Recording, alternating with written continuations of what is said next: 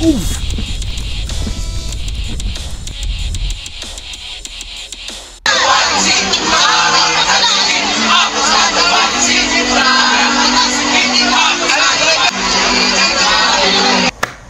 good day guys, and ito po muli si Daddy Win and muli kayong pagbabalik sa Daddy Win channel, and maraming salamat pa rin po sa mga sumusuporta sa Daddy Win channel. And may nag-forward sa akin ito kahapon.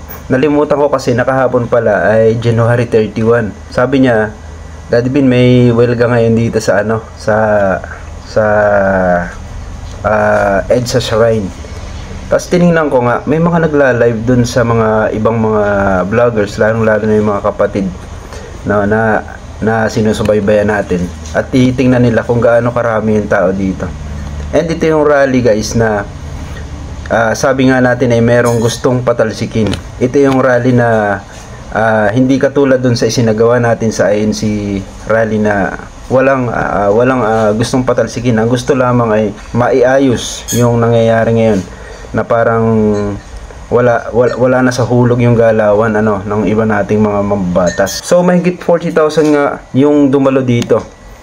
And kung ikukumpara natin sa bilang ng Iglesia ni Cristo na dumalo noong January 13, napakalayo, dahil sabihin na natin dito sa may Luneta Park ay nasa 1.8 million daw.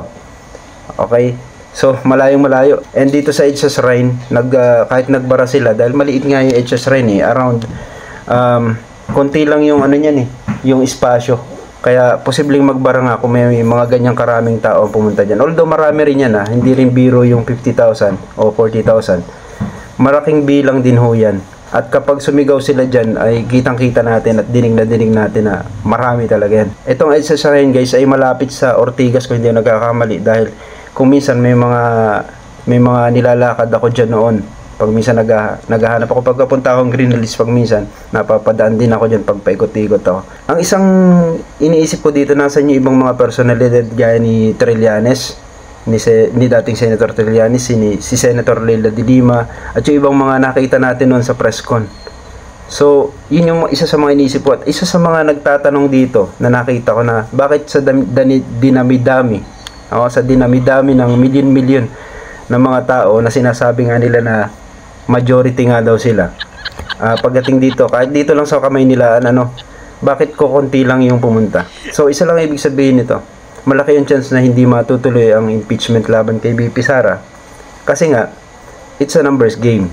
And dyan sa Kongreso, makikita rin natin na baka kukunti rin yung sumusuporta at interesado sa pagsusulong ng impeachment complaints at nitong pagpoproseso sa impeachment nitong si BP Sara. At ito pa guys, alam nyo ba na hindi lang si BP Sara ang didiskatahan nila dito, pinagdidiskatahan. Bakit? Kasi ang isa sa mga nakita ko dito, ito yan, pati si PBBM gusto nilang patalsikin dito. May mga ibang grupo kasi dito na kontrang-kontra sa budget na ipinasa, and sinusubukan nila na sana daw ma-reject yun. And ito yung rally talaga na may mga gustong patalsikin.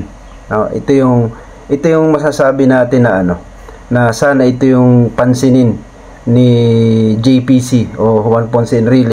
May sinabi siya sa Iglesia ni Cristo nung nakaraan na pinansin natin, na yung sinasabi niya na masama daw, isa daw masamang halimbawa ang ginawa ng Iglesia ni Cristo.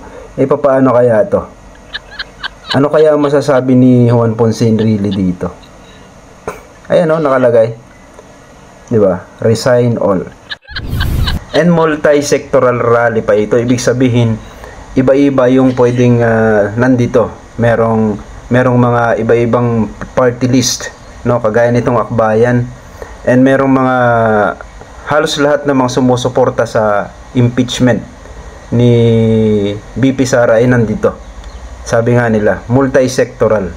Ibig sabihin, hindi lang isang sektor. Doon kasi sa rally ng Iglesia ni Cristo, alam natin na yun ay purely, sabihin na natin 90% doon ay karamihan ay Iglesia ni Cristo. Dito kasi pwedeng masabi natin na iniisip natin na pwedeng marami talaga dapat dadalo dito, pero nangyari Sabi nga nila, minority ang Iglesia ni Cristo, pero makikita kasi doon kung gaano kadami nakikipagkaisa. Dito kasi guys, dito sa rally na to, masasabi natin na hindi ganun karami yung nakipagkaisa sa kanila. Isa lang ibig sabihin nun, kokonti yung sumusuporta sa impeachment ni BP Sara.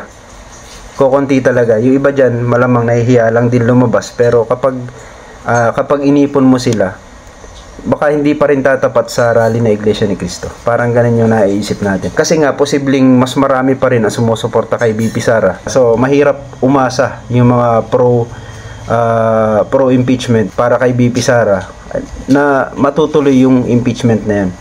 Mahirap umasa dyan. So, abangan na lang natin kung ano yung pwedeng mangyari. And may mga Iglesia ni Cristo din dito, gaya na nabanggit ko sa inyo.